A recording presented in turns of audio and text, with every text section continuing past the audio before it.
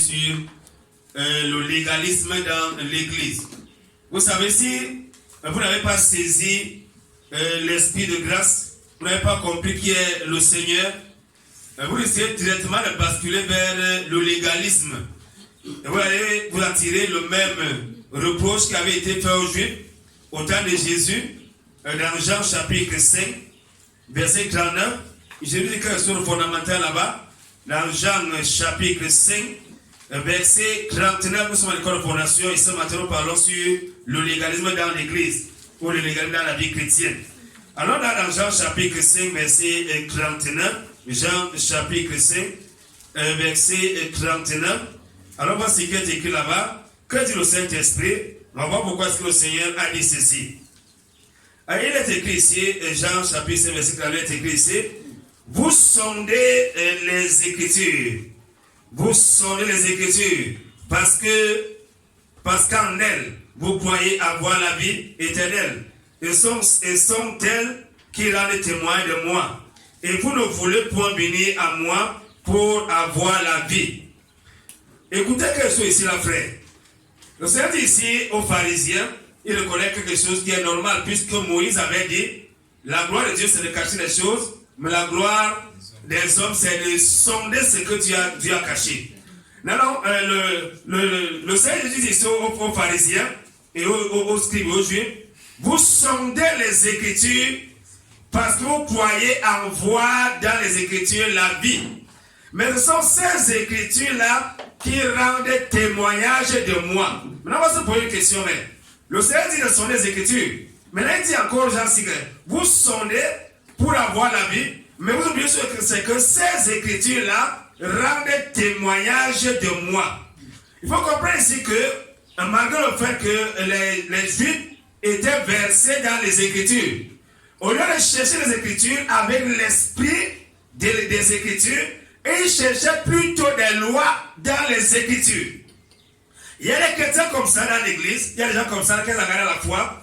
Au lieu de chercher à saisir la foi par l'esprit, ils cherchent plutôt à servir Dieu dans un esprit de loi. Ça veut dire que, au lieu de vivre la grâce, de servir Dieu sur l'esprit de la grâce, ils servent Dieu avec l'esprit de la loi. Ça veut dire qu'ils restent dans l'église, mais ils sont des légalistes. Alors, moi, ce que l'apôtre Paul dit ici, l'apôtre Paul, la grâce, il va encore expliquer ce phénomène dans Galates chapitre 3. Galates chapitre 3, on va ce que dit l'apôtre Paul là-bas. Dans Galates chapitre 3, Galates chapitre 3, que dit l'apôtre Paul ici? Après verset 10, il va couper, il est écrit ici, je lis à partir du verset 10, il est coupé. Mais tous ceux qui s'attachent, non, commençons verset 9, c'est pourquoi ceux qui croient sont bénis avec Abraham qui a cru. Mais tous ceux qui s'attachent aux œuvres de la loi sont sous la malédiction. Puisqu'il est écrit, maudit est quiconque ne persévère pas à faire toutes les choses qui sont écrites dans le livre de la loi. Maintenant, on continue à lire, verset 11. Et que nul ne soit justifié devant Dieu par la loi. Cela est évident, parce que le juste vivra par la loi de la foi. Verset 12. Or, la loi ne justifie pas par la foi, mais elle dit, l'homme qui aura fait ces choses vivra par elle. Avec la loi, c'est quoi? Fais et tu vivras. Avec, lorsque quelqu'un s'engage à la foi avec Jésus, celui qui est dans l'esprit de la loi pense que la grâce est faite. Ça veut dire que fais et tu auras ceci. Jeûne et tu seras exaucé. Prie toute la nuit et tu vas te bénir. Donne les dîmes et tu vas prospérer. Donne l'offrande et tu seras riche. Ça, c'est l'esprit de la loi qui amène les gens à se conduire comme ça. La grâce, c'est quoi? Ça veut dire que je ne donne pas à Dieu pour être béni. Je donne parce que je suis déjà béni. Amen. La loi, c'est quoi? La loi, c'est que, on va dire à la soeur que si tu es spirituel, il faut avoir le foulard 24 heures sur 24. Parce que si tu veux prier en l'autre, tu n'as pas le foulard, Dieu ne va pas t'exaucer. On va aller voir une soeur qui a oublié son foulard, peut-être, elle a mis une tenue. Peut-être qu'elle a mis un ensemble tailleur qui ne marche pas avec le foulard. Et elle se retrouve qu'il faut prier à l'autre. Elle dit que ouais, je n'aime pas le foulard, j'ai mis un ensemble tailleur. Et elle ne va pas prier. C'est ça qu'on appelle le légalisme. Il y a des gens qui pensent que ce n'est pas le foulard que Dieu exauce. Il faut que ça soit clair. Amen. Si tu as regardé la foi et tu ne comprends pas ces choses-là de manière fondamentale, tu auras des problèmes. Tu seras comme les Juifs. Tu vas croire que non, c'est parce qu'il est bien attaché le fleuve qui a attaché mes oreilles que Dieu m'a exaucé. Non, ma soeur, tu n'écoutes même plus l'évangile. Bah, tu as bouché, tu as bouché l'entrée de tes oreilles. Ça veut dire que l'entrée là, la Coran, tu as bouché. Tu n'écoutes plus l'évangile. Il y a des gens qui croient que non. Vraiment, si le jeune peuple pendant 30 jours, pendant 40 jours, je ne vais pas assurer pas ça. Dieu n'exauce pas l'estomac vide. Dieu exauce le tombeau vide de Jésus. C'est Jésus que Dieu exauce, pas toi. Il faut comprendre que lorsqu'on s'engage à la foi avec Jésus, il faut comprendre que tout se passe par Jésus et pour Jésus. Amen. Ce que je n'ai pas ces choses-là parce que je fournis un effort. Mais c'est que je suis dans la loi. J'ai ces choses-là parce que je suis un enfant de Dieu. Parce que je suis fils, il y a des choses que Dieu m'accorde. Je ne sors pas baptême dans le Saint-Esprit parce que j'ai gêné pendant une semaine. Non. Je ne sors pas baptême dans le Saint-Esprit parce que c'est la grâce de Dieu. Amen. Ça, c'est faire comprendre. Amen. Il faut comprendre que dans la logique de la grâce, tout nous est donné gratuitement par Dieu. Amen. Or, ceux qui sont dans l'esprit de la loi pensent que c'est parce qu'ils ont fait que Dieu a fait comme ça. Non. Et dans l'église, sur les églises de Saint-Étienne, plusieurs personnes s'engagent dans cette voie-là. S'engagent dans cette voie-là. Et ce que j'ai sorti, les gens disent qu'il faut que la sœur ait le foulard 24/24, c'est le spirituel. Le foulard n'a rien à voir avec la spiritualité. Rien du tout. Amen. Je vous dis rien du tout. Dieu peut te le baptême au Saint-Esprit sans foulard.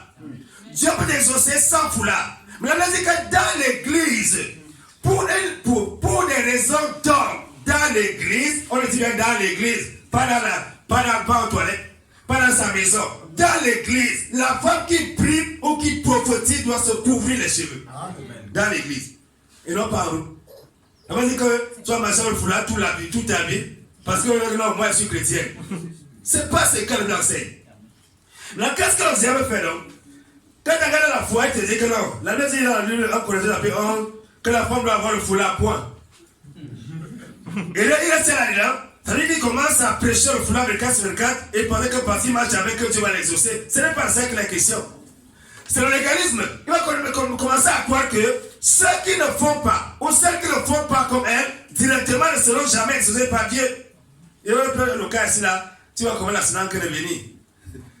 Le foulard est resté à la maison. Tu vas faire comment? Tu vas sortir par la voiture, pour aller chercher le foulard avant de prier. Comment tu fais? La question est là. Comment est-ce que tu vas te comporter? Tu vas agir comment? Frère, il faut comprendre la parole par l'esprit. C'est l'esprit qui vivifie. C'est l'esprit qui est important. La lettre ne sert à rien. Donc ne sais pas accrocher à la lettre. Quand tu engages à la foi, tu vas croire que c'est parce que tu vas prier 2 heures de temps que la convoitise va partir de ton cœur. Tu vas croire comme ça là. Ça c'est quoi faire? Parce qu'il a fait ma prière pendant 2 heures. Vraiment aujourd'hui, même les démons vont me donner le café. La convoitise part de mon cœur parce que je connais Jésus. Parce qu'elle appartient à Jésus et parce que Jésus habite en moi. Amen. Amen. C'est ça. Avec les gens, on voit certaines personnes. Il y a des gens qui ont la télévision dans la maison mais sans télé. Je dis qu'il y a des gens dans la maison, ils ont la télévision. Ils ont la télévision. Et ça veut dire que c'est la loi qui les maintient. Ils ont peur que qu'est-ce qu'on va dire. Amen. Non, devant Dieu, tu as la télé dans ta maison. Il y a des gens qui sont des adultères, mais c'est la loi qui les maintient. Parce que si la loi qui l'empêche, là, directement, ils tombent sans glisser. Frère, c'est les gens qui vivent selon la logique de la loi, selon les principes du légalisme. Il n'a pas de télévision, mais dans son cœur, il regarde la télé nuit et jour. Il a même, il se repent même pourquoi est-ce qu'il a même écouté une évangile qui paraît contre la télé. Frère, c'est plus serré de la d'aller acheter par le mec. Frère, même pas acheter, tu mets dans ta maison, ça ne sert à rien, puisque tu as le même statut devant Dieu. Frère, le légalisme, la loi met plusieurs personnes à sortir complètement de la grâce de Dieu. Je n'aime pas la télévision, pas parce que moi, l'argent comme la grande sœur de la sœur qu'on avait dit que non, Non, c'est la pauvreté qui fait qu'il n'est pas. Amen. Même maintenant, là, si va avoir la télé, j'achète ça là, pas demain. Ce n'est pas une histoire ici d'argent, ou bien de pauvreté, ou de quoi, ce n'est pas de ça qu'il est question. Il est question ici de Sodome et Gomorrhe incarné dans un petit appareil. Amen. Je n'ai pas, c'est-à-dire que je n'ai pas la télévision parce que je cherche le salut. C'est parce que je suis déjà sauvé. Amen. Je ne vais pas aller m'asseoir devant la Cour d'Afrique pendant 2 heures de temps. Pas parce que je cherche le salut, mais parce que je suis déjà sauvé. Je ne vois pas Jésus sur la terre en train de passer 2 heures devant la télévision, en train de voir les homosexuels, les francs-maçons, les gens qui sont dans le vaudou et autres. C'est de ça qu'il est question. Et dans les cas, on voit que la Bible dit que exerce-toi la piété, car l'exercice corporel est utile à peu de choses. Le légalisme croit que faire le sport est un péché. C'est ce que ça veut parler. Je suis en train de dire ici que aller s'asseoir pour voir des francs-maçons, des chrétiens, des homosexuels, comme les messies, les Kila, tous ces gens-là. Aller s'asseoir devant la télévision pendant 90 minutes pour les voir est une abomination. Mais faire le sport pour ta propre santé n'est pas un péché. Voilà pourquoi l'apôtre Paul dit l'exercice corporel est utile, mais à peu de choses. Mais utile quand même, mais à peu de choses. Oh, la piété est utile pour tout. Donc Paul dit ici que faire le sport, mais celle que dans le sport, il n'y a pas de salle à l'intérieur. Et tu peux faire le sport pour ta propre santé, mais c'est utile à peu de choses. Utile pourquoi? Pour la santé, seulement pour ton corps. C'est là qu'à ça que ça sert, mais pas pour ton esprit. Amen.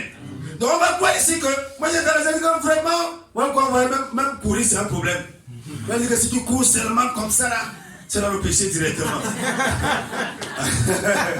Amen. Frère, la mentalité légaliste va t'amener à croire quand voir une photo est un péché. Il faut jeter ta canne dans ta bouche. C'est un problème. Frère, il faut qu'on lit la Bible. Il faut lire la Bible avec l'esprit de la Bible. Amen. Qu'est-ce que Dieu veut me communiquer? Dieu a dit, il ne faut pas faire de plantation quelconque. Les choses qui sont dans les cieux, ne celles qui sont en bas sur la terre. Il ne faut pas mettre des idoles dans un lieu de culte. Il ne faut pas mettre des choses pour adorer. Il dit que non, ça c'est la divinité, ça c'est Dieu. Et il dit que non, avec ça même la photo, il ne faut pas avoir. Il faut donc jeter ta canalité. Il y a aussi un pasteur légaliste, païen dire que on ne doit pas faire l'acte de mariage. Je me suis étonné. Pourquoi est-ce qu'il le dit? Pendant sa Bible, il me dit acte de mariage, numéro tant de Séphora et de Moïse. Celui qui a le Saint-Esprit, lorsque la parole de Dieu dit, on ne peut pas avoir une femme dans la loi sans l'air de répudiation. La lègue ne vient que pour annuler ce qui a d'abord été établi. Alors, quand une femme partait en mariage, il y avait une lègue qui la mettait en mariage. Maintenant, la lègue de répudiation vient annuler cette première lègue-là. C'est simple à comprendre comme bonjour. Mais quand il est sur la loi, dans son esprit de loi, il se dit que non, vraiment, il ne voit pas l'acte de mariage dans la Bible. Mais voici, il n'a pas l'acte de mariage dans la Bible, ça veut dire qu'il n'y a pas l'acte de mariage dans la Bible. Amen. J'ai dit à ce monsieur-là, ça ne sert à rien d'avoir la caractère, ni l'acte de naissance. Acte de mariage, acte de naissance, c'est la même chose. Même l'acte de décès, c'est la même chose. Frère, il y a des choses qu'on doit comprendre par le Saint-Esprit. Donc ne dis pas que, je dis que ce qu'il me dit, sinon on va commencer à prêcher vraiment, frère, si tu as la photo dans ta maison, vraiment, tu es dans le péché. C'est quel verset? C'est toi qui ne comprends rien du tout de la foi, rien du tout. Et c'est des choses comme ça, ils font quoi? Les gens commencent à fabriquer des doctrines écriquées. Ça veut dire que les gens se retrouvent dans des enclos. Ils ne s'en sortent plus, ne comprennent plus rien. Frère, l'évangile rend libre. Amen. Frère, je ne marche pas avec les yeux fermés pour ne pas combattre une femme. Mais Dieu appartient à Jésus. Et Dieu appartient à Jésus. Mais Dieu ne peut pas être utilisé pour le péché. Amen. Puisque Jésus regarde le monde par mes yeux. Il est clair dans sa parole. L'œil est la lampe du corps. Si ton œil est en bon état, tout ton corps est éclairé. Amen. Nos frères, il y a des choses qu'on doit comprendre. Si on ne comprend pas, on ne se lave pas beaucoup la nuit. Avec au lieu de lire la Bible et de saisir la pensée de Dieu, on va lire la Bible et chercher les lois dans la Bible. Dieu ne nous a pas appelés pourquoi on devient des légalistes, mais pourquoi on commence à chercher les lois. Et lorsqu'on commence à chercher la loi, le côté spirituel est paralysé complètement. Comme quand on voit des gens, tu ne peux pas être un légaliste et prier pour un malade. Tu ne t'en sortiras pas. Tu ne peux pas faire la transition entre la loi et la grâce, c'est impossible. Je prends l'exemple simple. Dieu dit à Moïse, dis à Aaron et à son fils, quand on peut temps, ils doivent s'habiller comme ça, ils doivent s'habiller comme ça. Moïse encore un peu sans vêtements. Dieu dit à Moïse, voici les vêtements sacerdotaux que Aaron doit mettre, lui et ses fils. Mais Moïse lui-même, encore temple, sans vêtements. Donc il vient avec son habit qu'il avait dans sa maison, il vient et encore temple. Pendant ce temps, Aaron que se laver, que mettre les tuniques. Moïse encore temple sans les vêtements. Lui encore à l'intérieur. Donc frère, on doit comprendre la parole de Dieu par l'esprit. C'est l'esprit qui est important. Il va comprendre notre exemple. Frère, beaucoup de personnes pensent par exemple sur le mariage. Frère, ils vont dire quelque chose ce matin. Il n'y a aucun verset biblique qui institue une célébration de mariage dans la Bible. Il n'y en a pas. Aucun apôtre n'a célébré le mariage. Depuis Moïse, il n'y a pas un seul verset. Il n'y a pas aussi un verset qui interdit la célébration du mariage. Il n'y en a pas aussi. C'est vrai que la Bible ne nous interdit pas de prier pour les frères. Donc tout ce qu'on fait là autour du mariage, ce n'est pas ça qui fait le mariage. Et les gens sont à risque à croire, comme on sait le métal, qu'on appelle l'alliance là, l'anneau, qui est un bijou comme tous les autres bijoux. Ils sont à risque à croire que c'est ce bijou-là qui garantit leur mariage. C'est faux. Amen. Ils vont dire c'est faux. Amen. Qu'est-ce que l'alliance de mariage devant Dieu? Dans le plan de Dieu, Dieu savait que toute femme doit se marier vierge. Amen. Et l'alliance doit être scellée par le sang. Le sang de la virginité est l'alliance du mariage devant Dieu. Amen. Pas l'anneau comme on doit. Le légalisme va amener ça à toi que, parce qu'ils sont là-bas, ils sont sécurisés. Ou bien c'est peut-être qu'il y a une fille qui avait dit ça un jour. Elle a fini à l'adultère avec le patron de son mari. Elle m'avait dit ça un jour. Comme sur le plan spirituel, elle a rêvé que l'alliance la protégeait, mais plus tard, elle était entre les bras de son patron. Amen. Moi, je me suis avec le bras entre les bras d'une femme. Même dans ma pensée, ça n'existe pas. Donc, frère, il y a des choses qu'il faut comprendre avec le Saint-Esprit. Si on n'a pas le Saint-Esprit, on va tomber dans le légalisme. On va croire que non. Dieu va nous. C'est telle chose qui nous maintient dans ceci. Si tu mets ta confiance dans un morceau de métal, tu es mal parti. Ça ne garantit pas ni la fidélité, ni la sainteté, ni ça n'est rien du tout. Rien du tout. Amen, amen. Et vous, si quelqu'un n'a pas la crainte de Dieu, il sera, même s'il mettait sans alliance sur ses doigts, il sera un adultère avec. Amen. Je n'ai jamais vu, je dis que les païens sont adultères. Il n'y a aucun verset. Personne ne peut prouver bibliquement que l'alliance, on peut la porter. Il dit personne. Il n'y a aucun verset. Depuis Adam et jusqu'à nos jours. C'est un bijou comme les autres. Il faut comprendre ici que si on n'a pas saisi que notre mariage est basé sur la crainte de Dieu. Quand pas la crainte de Dieu, c'est pas l'amour de Dieu, et pas l'amour de sa parole, et pas l'amour du prochain. Toutes ces choses-là ont une seule base, la crainte de Dieu. C'est là que Salomon dit, voici ce que doit tout homme. Quoi? La crainte de Dieu. Lorsqu'on craint Dieu, tout le reste va suivre. Donc les gens, frère, tout ce qu'on organise là, frère, c'est pour nous. Amen. Ça n'a rien à voir avec Dieu. Ça n'affecte pas le côté spirituel. Amen. Mais le combat, ça ne change rien. Donc ça ne sert à rien du tout. Amen. Tout ce qu'on fait là, c'est pour nous. Amen. La seule chose qu'on devant Dieu, c'est le cœur sincère qui s'engage.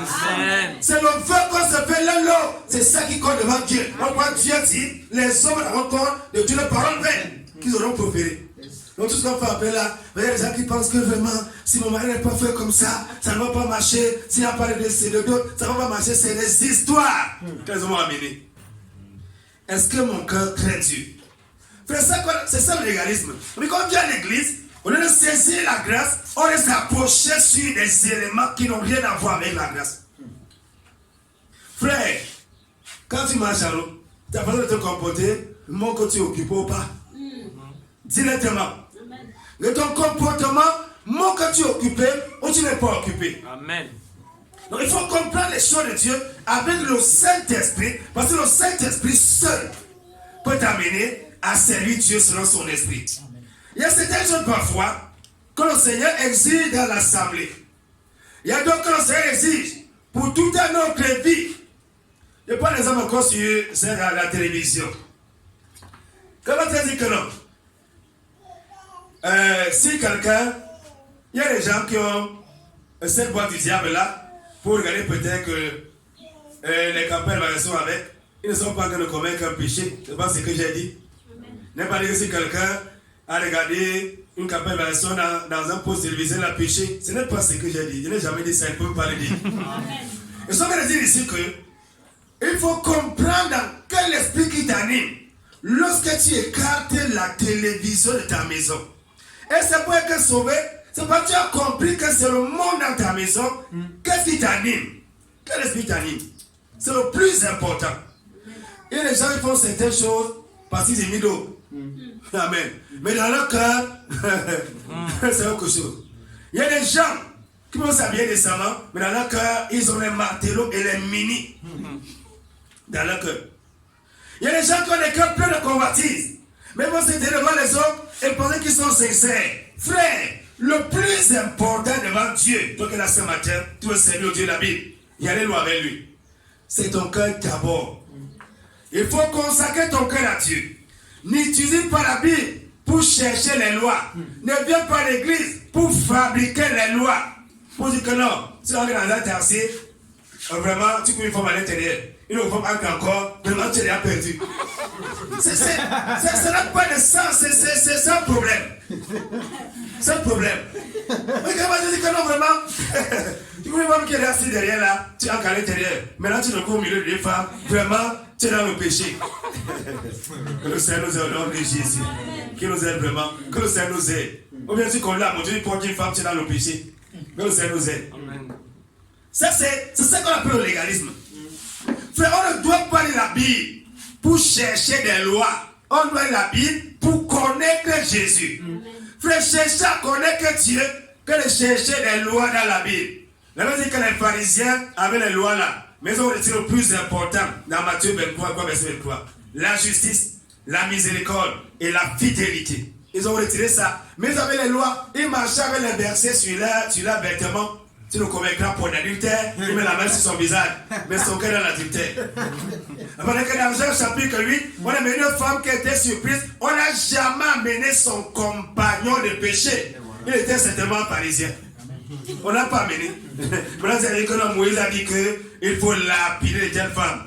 C'est ça le problème, ça ne va pas une fois, et c'est par là qu'on va certainement aller vers la fin ce matin.